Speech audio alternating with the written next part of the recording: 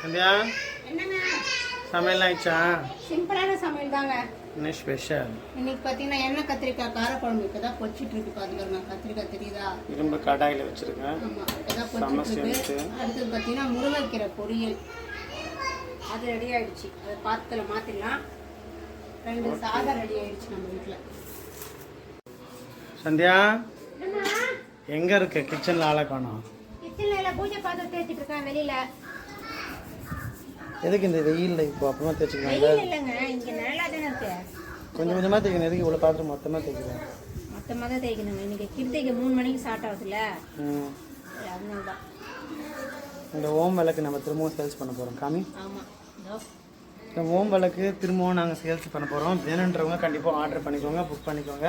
கண்டிப்பாக. வெறும் 650 ரூபா மட்டும்தான். ஆமாம், ஏன் மறுபடியும் நம்ம வந்து இது ஆர்டர் பண்ணியிருக்கோம்னா நிறைய பேர் கால் பண்ணி கேட்டிருக்காங்க. அதுக்காக தான் நம்ம ஆர்டர் பண்ணியிருக்கோம். நான் ஆர்டர் வரல, வந்தோடனே எல்லாருக்கும் அனுப்பிச்சிடலாம். ஓகே, வேணுன்றவங்க நம்பருக்கு கால் பண்ணுங்கள், வாட்ஸ்அப் பண்ணுங்கள். சரி, நான் மேலே பண்ணுங்களா?